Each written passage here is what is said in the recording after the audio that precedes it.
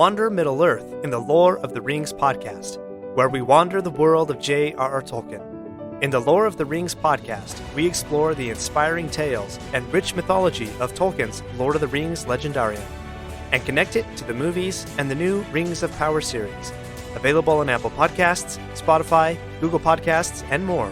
You'll find a new, lore-packed episode every Thursday. Come wander and not be lost with the Lore of the Rings podcast. Hi, it's Jeff, host of the podcast. Imagine a world where planning your books is as fun as writing them, where plotters plot in heroic harmony, and pantsers organize without overwhelm. Here's the thing, that world exists. Plotters and pantsers alike love the visual outlining and story Bible software Plotter, now available both online and as a web app. Named the #1 outlining app for productivity by Kindlepreneur, Plotter turns outlining and organizing your books into the creative process it's supposed to be. Visit plotter.com today. That's PLOTTR.com today and experience the difference yourself.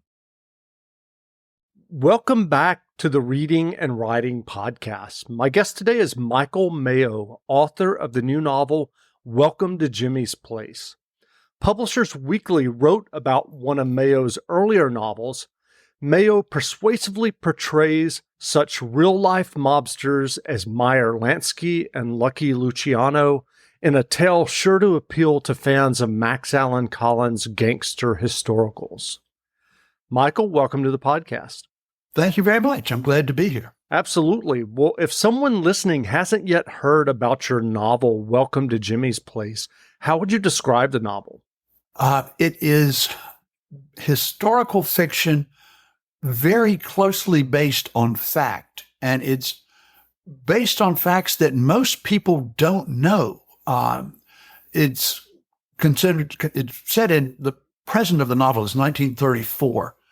When, as it happened, two New York millionaires attempted to get a plot started to overthrow the Franklin Roosevelt administration. They thought he was leading the country in the wrong direction, and they came up with a completely crackpot scheme to enlist General Smedley Butler, a great American hero, another person that most people don't know about, to lead a group of veterans that would somehow take over the government from Roosevelt. They would induce Roosevelt to resign. That was kind of the basic idea. And to do this, they kind of got in contact with two con men who led them on and got them to pony up considerable dollars to get this thing going. And I took that as my beginning and came up with a different sort of plot that involves my hero, Jimmy Quinn, who has owned a speakeasy for years, but now that prohibition is coming to an end, he's trying to go legit. He is also a bit of a gangster in that he is a known associate of a lot of people who were in the mob and worked with them closely. He's one of these guys, he is a bad guy, but he's not as bad as the bad guys that he goes up against. And there are certain lines he will not cross. The books are all done in first person. And I really think I've got to make Jimmy's voice work for the reader to get into the books. If you don't like Jimmy, you're not going to like the books. And so I try to keep him on the right side of things. That's great. I'm curious, do you remember the original idea or impetus that led you to write Welcome to Jimmy's Place? It was learning about the business plot, as it's called. That's part of it. Also learning about something that occurred 2 years before that, the Veterans March on Washington, which was World War I veterans hoping to get the bonuses that they had been promised paid early. And so from every corner of the country, they marched on Washington and spent the summer of 1932 camped out on the mall, right in front of the Capitol building and around it, and eventually were driven off. But it was something that, again, was front page news at the time. Everybody followed it for weeks and weeks, and it came to a bad end. And today it's virtually forgotten. And that's one of the things that really bothers me. There's so much really important history that people don't know, and this is the stuff that affects everyday people. I'm not talking about, the great wars and congressional acts and things like that, but what happened to regular people at the time. And I do an awful lot of primary research. The more I learn about that kind of thing, that's what informs the books and gets me motivated to try to turn the real reality of the 1930s and 20s into fiction.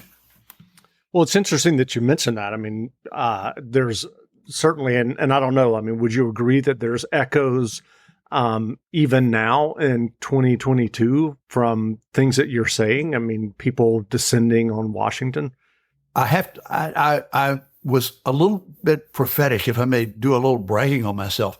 I wrote all of that before the events of January 6th.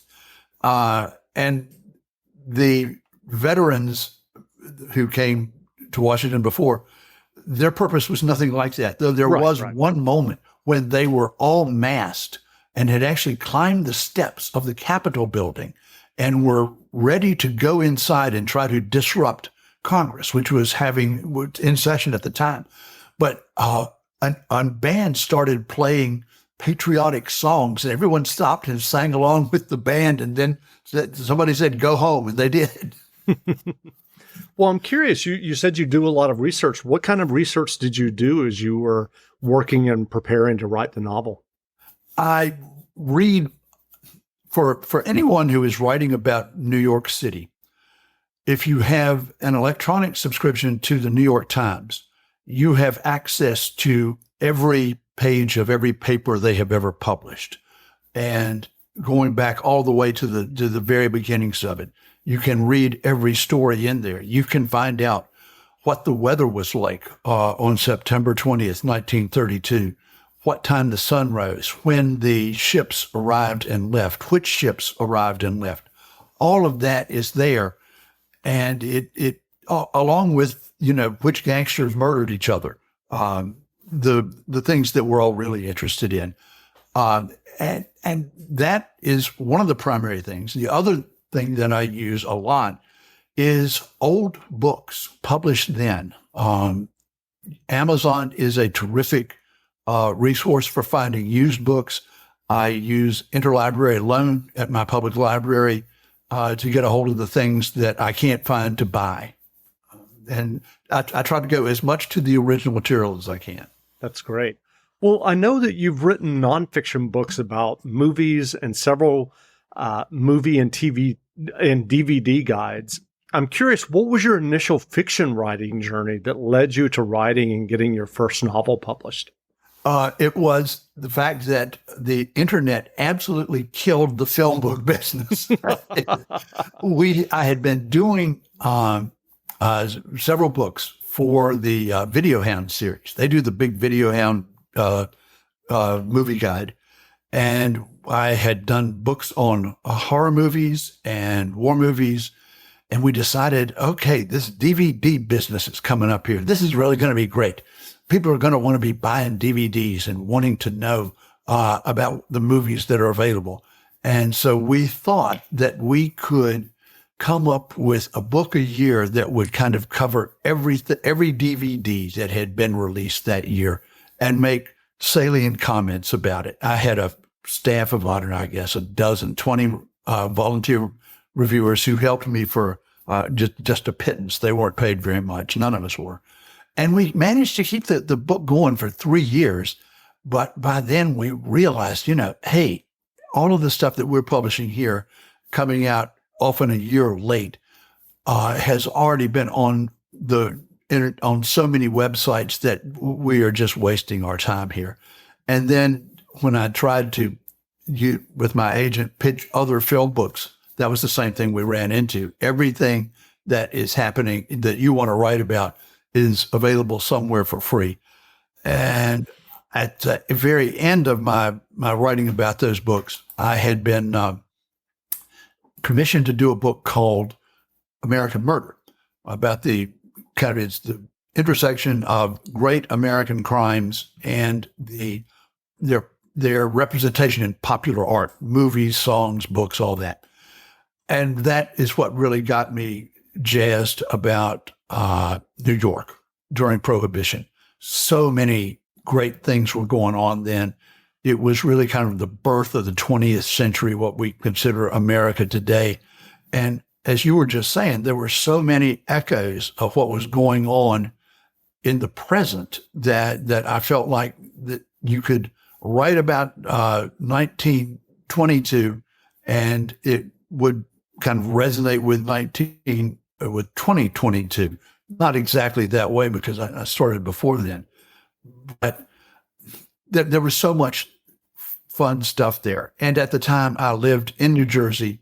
I went into New York often, was able to see a lot of the places where the events had happened. And so I became a bit obsessed, and still am. When I'm working really hard on something, my wife says that I go to Jimmy Land. Well, I'm curious, what is your writing process when you're working on a novel, when you're working on Welcome to Jimmy's Place? Given what you talked about, all of the research, are you outlining the novel extensively before you dive in? I do not. I would, I think, be a better writer and would come up with more entertaining novels if I did that. I usually start knowing one or two big scenes, and I have a general idea about who my good guys and bad guys are and how it's going to end, but I'm never really sure how I'm going to get there. So there's a lot of discovery as I go along, an awful lot of tearing up early chapters and rewriting them, or finding that just doesn't work at all and discarding it. It is not a really, a very efficient way to work at all, but it works for me. And this has happened with every book I've written, fiction or nonfiction. You go through a time when you think, this is just insane. I have no business doing this. I don't know what I'm doing. It doesn't work. It's stupid. Nobody's ever going to want to read it. And you stick with it, and later you change your mind. Or at least you hope you reach that point where you change your mind and decide that it's good. So I'm curious, are you working on another novel now? Right now, I am working on some other things involving publicizing this book. I have some ideas for the sixth Jimmy Quinn novel. I'm not sure if they're going to come to fruition just yet. So it's one of those things. I'm a little superstitious. I don't like to talk too much about anything I haven't done. So we'll see. I hope there will be a sixth Jimmy Quinn novel. That's great. Well, what writing advice would you offer for those who are working on their own stories or novels? I would say, kind of the standard advice is, write about what you know. And that's true. But I think it is more important to write about what you want to know. Pick something that really interests you and learn more about that. You will, I think then that is where you will find the inspiration for particularly for fiction. If for the kind of historical fiction that I do, the more I learn about what was really going on then, the more authentic I can make it. And that, I think, is more important than following any kind of formula. I mean, for any sort of escapist fiction, you do, there are certain rules that you need to abide by. But beyond that, try to find your own voice, and don't be afraid to, to tear things up. And one other thing that I think is really important, and I wish somebody had told me this earlier in my career, don't worry about where something begins. Don't try to think up the great first chapter or first line right away. That will come to you eventually. None of the books that I wrote had what I thought was going to be the beginning at the beginning. That is always either discarded or placed somewhere else in the story. You'll figure that out when the time comes. Don't let it slow you down. When you're ready to write, just try to get it all down. When you begin, throw everything at the page and see what sticks. That's great. Well, what books have you read recently that you enjoyed? The best book I have read in a long time is Polly Adler, The Great American Madam. Debbie Applegate wrote it. She won a Pulitzer Prize a few years ago for another book. Polly Adler was the great famous madam in Prohibition New York. She was arrested many times, ran, this very famous house of ill repute, several of them actually, and was quite famous in her day. Wrote a wonderful book herself called A House Is Not a Home. And Debbie Applegate has kind of gone behind the scenes of that. She's gotten a lot of original material. She paints a wonderful picture of New York in the 30s. She really gets the people right. And Polly knew everybody, and everybody knew Polly's place. She hung out with all the literary people too. And so she's just a fascinating character. And that book is just one of the most amazing things I've read recently. I thought I would be interested in it, checked out a copy from the library, got one chapter into it, and ordered my copy. It Wow. is just that good. I can't recommend it highly enough. That's amazing. Well, I'm curious, are you still watching a lot of movies? I do. I still review some films on radio for a couple of radio stations. I had a radio show for several years and kind of maintained my contacts there. I will always enjoy watching movies, but I have to say, if you're doing it at all professionally now, where they used to, I would attend critic screenings and things like that. Now they send me screening links to watch movies on my computer, and it's just not the same. Well, I'm curious, what movies have you seen in, say, the last 2, 3, or 4 years that you enjoyed and that you would recommend? Once Upon a Time in Hollywood. I thought that movie blew me away in a way that movies haven't for a long time. And it was one where I very carefully waited. I did not want to know anything about it beforehand. Went to one of the early screenings at a theater that I knew would really handle it right. I'm real picky about projection, and wanting to have a really good theatrical experience. And it just, I was stunned by it. I've watched it several times since, and think it is just an amazing film. It's one that you see something new in it every time you watch it again. Yeah, it is amazing, and I don't want to give spoilers for anyone who hasn't seen it, but it really caught me by surprise. I thought I knew where it was going, and I loved it too. It was amazing. Exactly. That's the whole thing. Okay, I know he's going to be doing something here, but what is he going to do? Yeah. So I agree with you on that one. Well, where can people find you online if they'd like to learn more about you and your novels? I'm at mike-mayo.com. And finding the books is sometimes a little tricky because there are a couple of different Mike Mayos who write. And I did my nonfiction as Mike Mayo. I do my fiction as Michael Mayo, which is my real name. But nobody knows how to spell Michael. so I didn't want to have that as my name on my website. So mike-mayo.com, it was kind of the closest easy thing I could get that I thought people would remember. And I do have an author page on Amazon, but it too sometimes can be hard to find because there are a couple other Michael Mayos. And I've got to say that when the first book came out, there was another Michael Mayo who wrote a nonfiction book about shenanigans on Wall Street. And he also lived in New Jersey.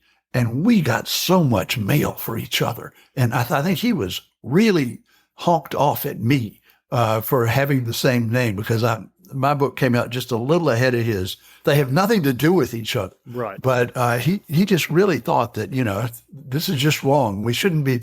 This guy is writing these cheap escapist novels, and I'm trying to do a serious expose of what's going on Wall Street. I can't really blame him, but, hey, that's what happens. Yep, exactly. Well, again, we've been speaking with Michael Mayo, author of the new novel, Welcome to Jimmy's Place. The novel is on sale now, so go buy a copy. And Michael, thanks for doing this interview. Thanks so much for inviting me, Jeff. I really appreciate it. Absolutely. In 1934, two groups of New York millionaires conspired to overthrow the government. A few people know about one of the schemes, the business plot, they call it. Nobody knows about the second. I only know about it because the bastards tried to kill me. The reasons behind it went back to the Lindbergh kidnapping, but that part's hard to explain. The point is, they wanted to get rid of Franklin Roosevelt and me. And why not? They thought they were so rich they could do whatever they wanted. After all, they were members of the most exclusive men's club in the city, the Cerberus Society. The library of the place is one of those walnut-paneled rooms with a big toasty fireplace and leather wing chairs. There was a sideboard with bottles of 100-year-old brandies and a humidor filled with Havanas wrapped in silk bands. I've got no use for the cigars, but I've had the brandy. It's not bad. There's still about an inch left in the bottle I stole.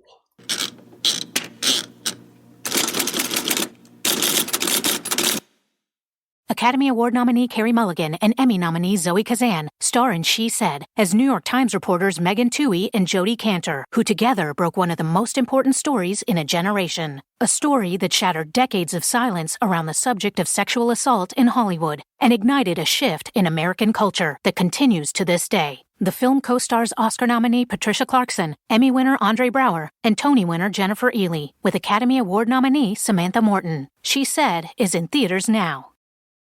This holiday, whether you're making a Kroger Simple Truth Turkey for 40 or a Murray's Baked Brie for 2, Kroger has fast, fresh delivery and free pickup, so you can make holiday meals that bring you all together to create memories that last. Kroger, fresh for everyone. Free pickup on orders of $35 or more. Restrictions may apply. Choose from a great selection of digital coupons and use them up to 5 times in one transaction. Check our app for details. Kroger, fresh for everyone.